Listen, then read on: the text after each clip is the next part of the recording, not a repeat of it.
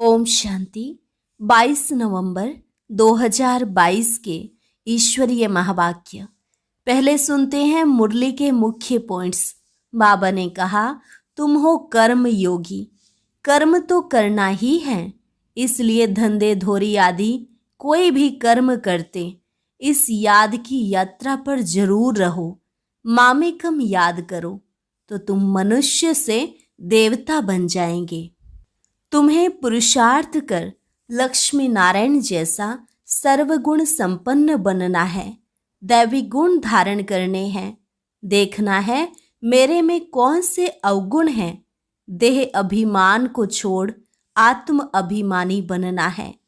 फिर बाबा ने कहा, बच्चे सुनते तो बहुत हैं, परंतु एक कान से सुन दूसरे से निकाल देते हैं। अभी इतना अच्छा समझाते नहीं हैं, अभी तो और अच्छा समझाना है। नशे से कहना चाहिए कि मैं बीके शिव बाबा का पोत्रा हूँ। शिव बाबा ही ब्रह्मा द्वारा राजयोग सिखलाकर हमें वर्षे के अधिकारी बना रहे हैं। सारा दिन यही ख्यालात चलने चाहिए कि कैसे जाकर सर्विस करें, कैसे बाप का परिचय दें। इस बात पर जोर देकर समझाना है कि भगवान हमें पढ़ाने आया है। कई बच्चे बहुत अच्छी सर्विस करते हैं, कई फिर डिससर्विस भी करते हैं। बाप जानते हैं कि यह सब कुछ तो होना ही है, क्योंकि नौकर चाकर आदि सब चाहिए। और लास्ट में बाबा ने कहा, बहुरूपी बनो, टिप टॉप होकर मोटर में चढ़कर सर्विस पर जाओ और युक्ति से बात करो। सन्यासियों आदि को भी तुमसे ही मुक्ति का रास्ता मिलना है। सर्विस पर रहेंगे तो नशा भी रहेगा। ऐसे नहीं थोड़ी बात में अवस्था डगमग हो जाए। स्तुति निंदा में भी तुम्हें समान रहना है। और अब सुनते हैं महावाक्यों को विस्तार से। मुरली का सार। मीठे बच्चे, पुरुषार्थ कर सर्वगुण संपन्न बनना है, दैवी गुण धारण करने हैं। देखना है मेरे में अब तक क्या क्या अवगुण हैं। हम आत्म अभिमानी कहाँ तक बने हैं। प्रश्न, सर्विसेबल बच्चों की बुद्धि में अब कौन सी तात लगी रहनी चाहिए। उत्तर, मनुष्यों को देवता कैसे बनाए, कैसे सबको लक्ष्मी नारायण राम सीता की बायोग्राफी सुनाए, यह तात बच्चों में लगी रहनी चाहिए। लक्ष्मी नारायण के मंदिर में बहुरूपी बन वेश बदलकर टिपटॉप होकर जाना चाहिए। उनके पुजारियों से व ट्रस्टियों से अलग समय लेकर मिलना चाहिए। फिर युक्ति से पूछना है कि आपने यह जो मंदिर बनाया है, इनकी जीवन कहानी क्या है। युक्ति से बात करते उन्हें परिचय देना है। गीत हमारे तीर्थ न्यारे हैं। ओम शांति। गीत का अर्थ बहुत बारी समझाया है।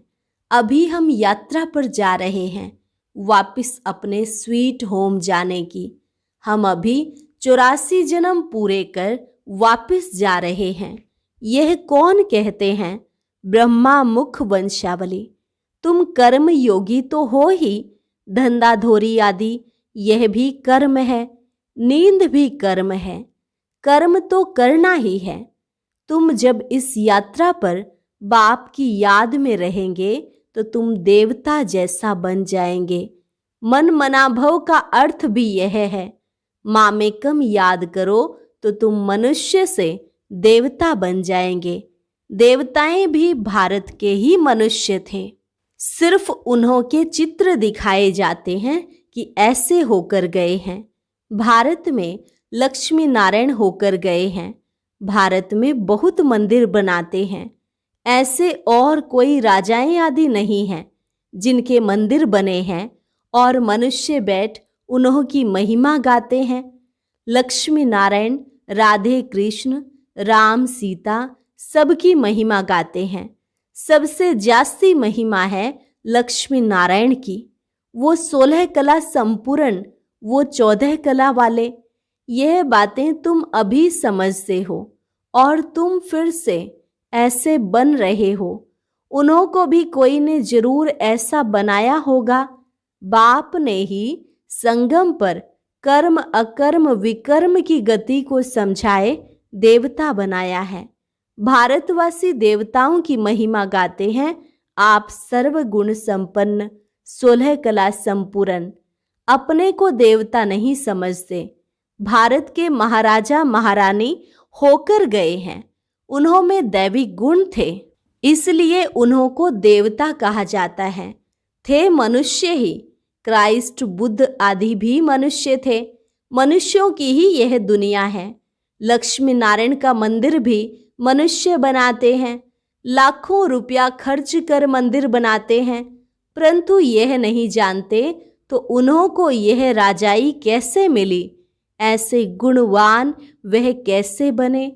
हम अपने को पापी नीच क्यों कहते हैं? यह तो बहुत फर्क हो जाता है।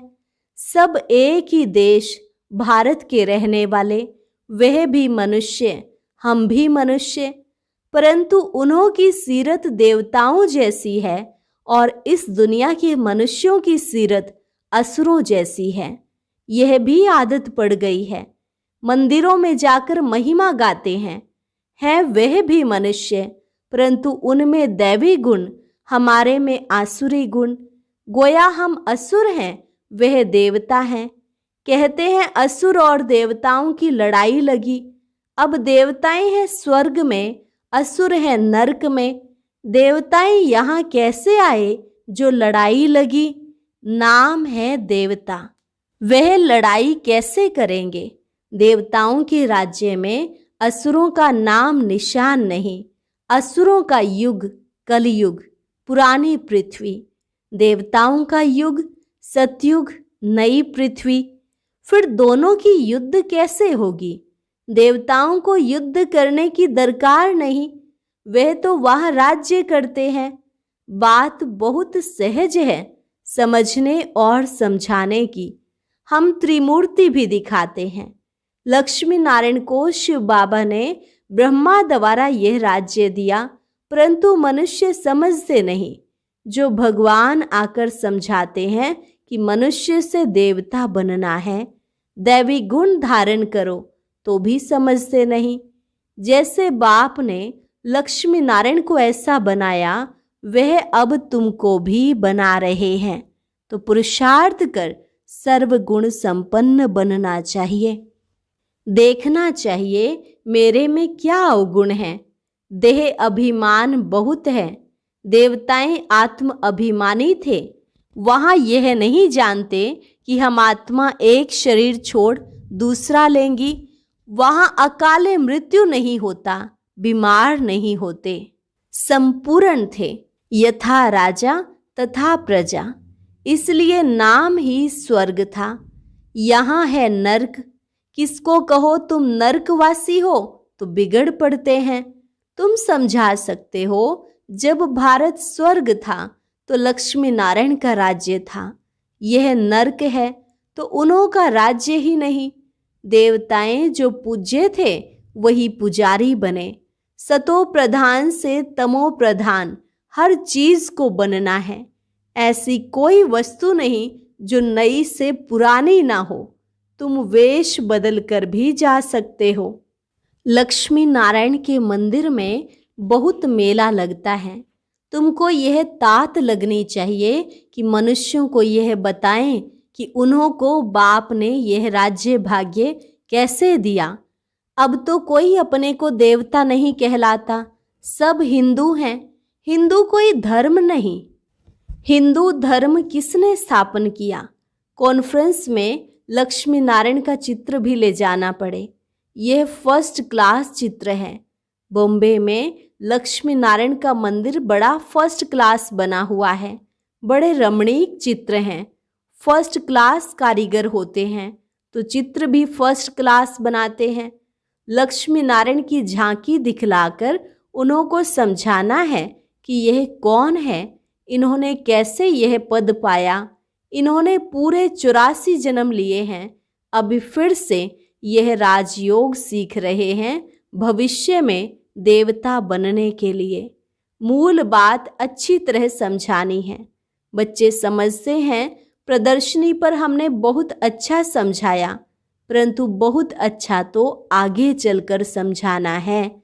अभी तो पुरुषार्थ अनुसार समझाया। सुनते बहुत हैं, परंतु एक कान से सुन दूसरे से निकाल देते हैं। बाबा घड़ी घड़ी कहते हैं, पहले पहले बाप का परिचय दो। बाप ने स्वर्ग बनाया था। यह लक्ष्मी नारायण के चित्र खड़े हैं। हम यह बनने का पुरुषार्थ कर रहे हैं। प्रजापिता ब्रह्मा है शिव बाबा का बच्चा। ब्रह्मा को भगवान नहीं कहेंगे, वह रचना है। इन देवी देवताओं को राज्य भाग्य हेवनली गॉड फादर ने दिया ब्रह्मा द्वारा। अभी शिव बाबा ब्रह्मा द्वारा राज्य स्थापन कर रहे हैं।